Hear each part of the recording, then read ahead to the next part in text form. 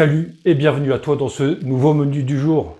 Aujourd'hui, je vais te parler d'un film canadien de 2024 et je te préviens tout de suite, j'ai un avis tranchant sur ce dernier. Joe, ça Quoi? va? Ça a pas l'air, t'as l'air énervé? Ouais, tu crois pas, c'est bien dire. Et c'est en partie de ta faute, hein. Ah, j'ai rien fait, moi.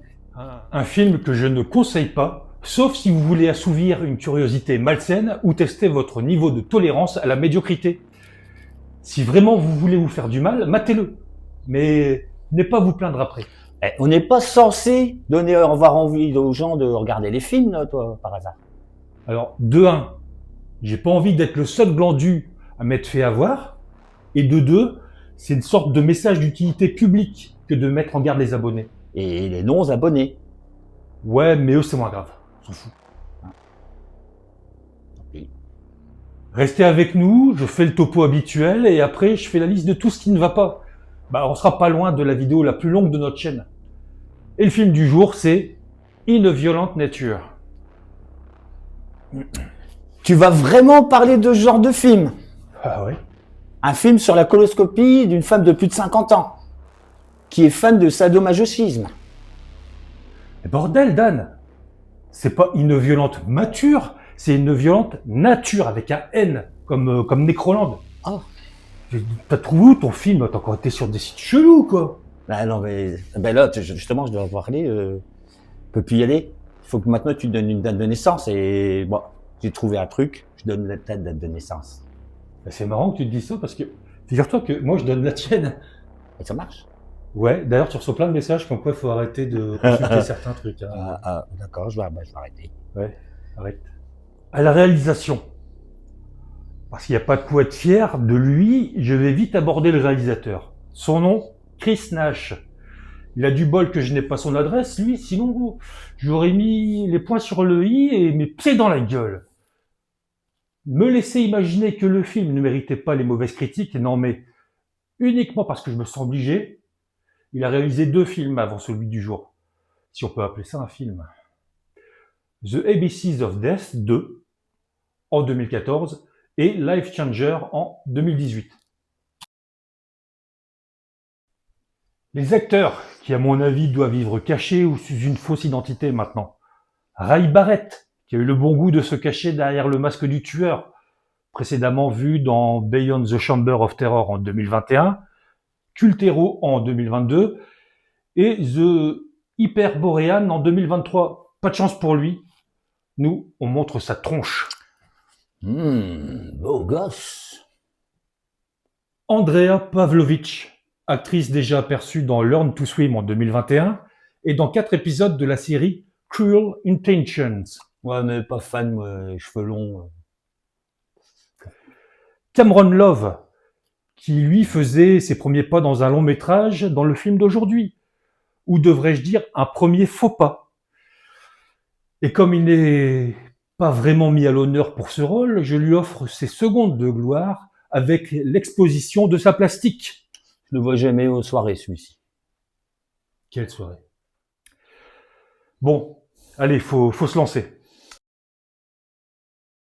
Après s'être fait dérober un précieux artefact, cadeau de sa mère, un tueur en série s'extirpe de sa tombe pour entamer une quête vengeresse. Il va traquer un groupe de jeunes qui se racontent son histoire pour se faire peur autour d'un feu de camp. Désolé, c'est court, et encore j'ai brodé pour faire style qu'il y en avait une histoire. Certains avancent que le principal atout du film, c'est le point de vue qui est utilisé, celui du tueur.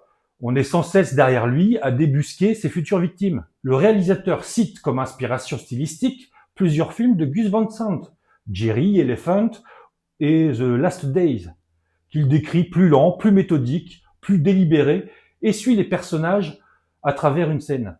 Mais va bien te faire foutre si ça c'est pas de la branlette intellectuelle. Et j'ai le droit de dire ça. J'ai Michel Audiard comme inspiration, moi. Oh, pas sûr que ça soit du niveau d'Audiard, ça. Bien sûr que non. Ah, Mais je balance des noms de personnes talentueuses pour justifier quelque chose qui risque de flopper et pouvoir dire oui, mais non, c'est vous qui vous mettez pas au niveau de ma vision. tu veux pas une petite tisane, un petit massage, un petit bisou? Chut, allez. On va rentrer dans le vif du sujet là. Un doublage atroce. Alors, c'est vrai que la version que j'ai regardée, c'est peut-être la version canadienne. Il y a des brides d'accent, mais même pas québécois. Quoi couper, quoi. Quoi québécois, quoi Québé- C'est pas drôle, Dan. Hein. Si. Là, on dirait que c'est une punition infligée à des collégiens qui ont pris des heures de colle. Il y a un perso qui ne différencie pas les D des T. Pour te dire, ça donne ça à peu près. Hein. David, la voiture est rapide. Bah, on entend David, la voiture est rapide.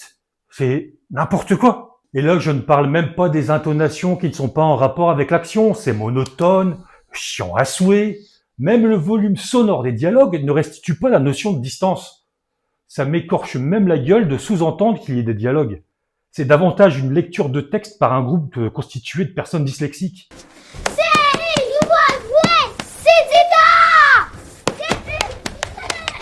Seul avantage, ça ne dénote pas avec la médiocrité du jeu d'acteur et la mollesse extrême du film. Le positionnement des caméras, même chose. On ne sait pas si c'est choisi au hasard. Il n'y a aucune continuité dans l'enchaînement. Le montage, pareil. Certainement confié à une personne non-voyante.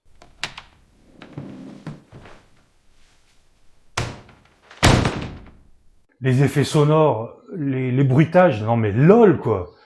Le gars récupère une chaîne en acier. Tu crois qu'on va entendre le cliquetis des maillons? Que dalle, que dalle. Juste après, il la jette au sol devant la caméra.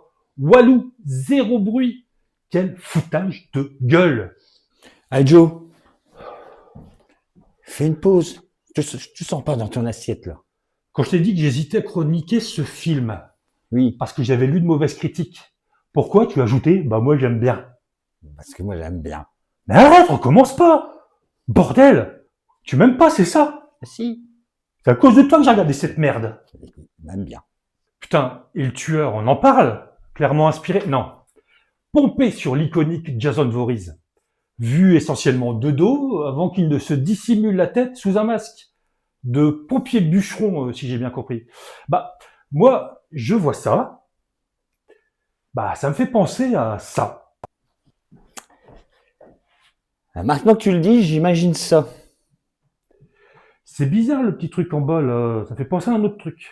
Le tueur, 85% du temps dans le film, il marche. Mais il marche lentement, beaucoup et lentement. On dirait un reportage sur la migration des escargots shootés au Xanax. Bah, les plus optimistes, ils parleront d'une pub pour Strava ou autre appareil connecté pour compter les pas. Bah, à ce moment-là, moi je vous le dis clairement, là on tient un champion du monde. Hein.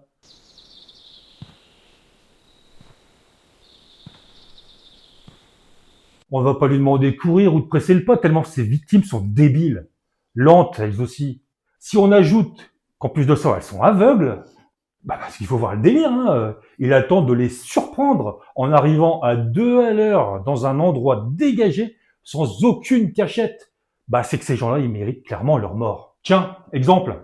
On en parle de la fille qui fait du yoga et qui préfère mourir plutôt que de sauter d'un talus de 1 mètre de haut et de se laisser glisser jusqu'en bas pour échapper à une mort violente. Ou bien celle qui reste 5 minutes à regarder sans bouger son petit ami se faire réduire en tranches. Je vous jure, la scène, elle doit faire facile 1 à 2 minutes dans le film. Mais bordel, cours imbécile. Le temps qu'il termine son émincé, et vu sa vitesse de pointe à la marche, jamais de la vie il te rattrape le tueur. Quand je vous dis qu'ils n'ont aucun instinct de survie, je plaisante pas, regardez le film. Franchement, je veux votre avis. Dans les commentaires, allez-y, franchement, je suis pas débile, merde. Bon, c'est bon, t'as fini, là? Putain, non. Le tueur ne parle pas du tout dans le film. Sauf à un moment. On sait pas pourquoi.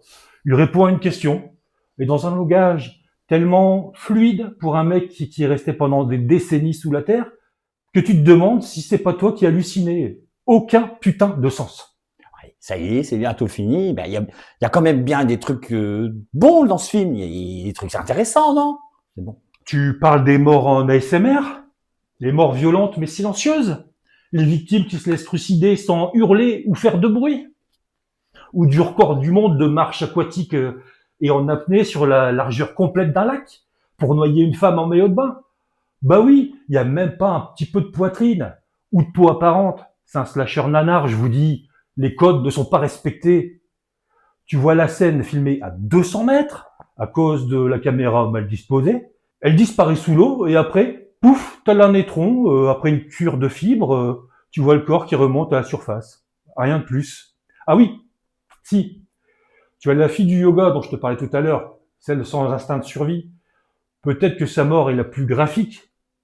Mais bon, après, il faut pas être regardant aux limites de l'anatomie humaine et à la longueur d'une colonne vertébrale, hein. C'est vraiment le seul truc du film qui peut justifier le terme film d'horreur. Mais c'est quand même trop peu. Il y a rien qui va, je te dis. Je sais pas. Peut-être qu'en version originale et en vitesse x4 quand le tueur marche, peut-être que ça passerait mieux. Mais même pas en rêve, je relance une lecture de cette bouse. Ouais, mais bon, ça vient peut-être de toi aussi, hein. T'as pas l'esprit assez ouvert. Tu n'acceptes pas ce film à sa juste mesure. C'est ton crâne que je veux ouvrir en deux. Je te rappelle que c'est ton avis qui m'a fait mater cette ignominie. T'exagères parce qu'il a eu un succès hein, en critique hein, au festival. C'est vrai. Il est dit sur la page Wikipédia que le film avait rencontré un succès au festival de Sundance. Ouais, ouais. Il a reçu de nombreuses critiques élogieuses de la part des festivaliers. Ouais. Eh ben, j'imagine bien le cocktail de drogue qu'ils ont dû ingurgiter, ces gars-là, hein. Ou alors, c'est du troll ultime. Bon, que ça soit festival de musique, de films, je n'ai jamais vu quelqu'un prendre quoi que ce soit en drogue. Tu sais quoi? On prend peut-être le problème à l'envers. Hmm. Si ça se trouve, pour apprécier ce type de navet, bah, les drogues, elles devraient être prescrites. Non. Non, non. Bon, bah, alors je vois pas. Et dire que j'ai cru lire qu'il y aurait un Une violente nature 2. J'hallucine. Bref, signons vite la fin du calvaire avec la bande-annonce. Si tu as vu le film, que tu l'aimes, viens le défendre dans la partie commentaire.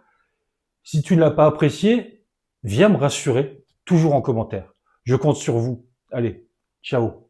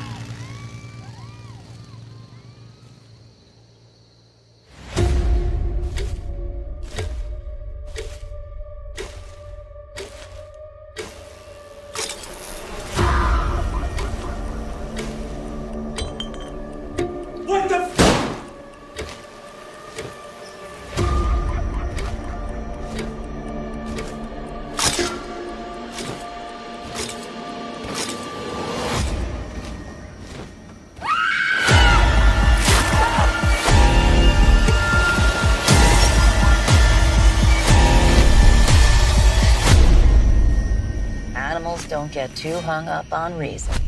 They just keep killing.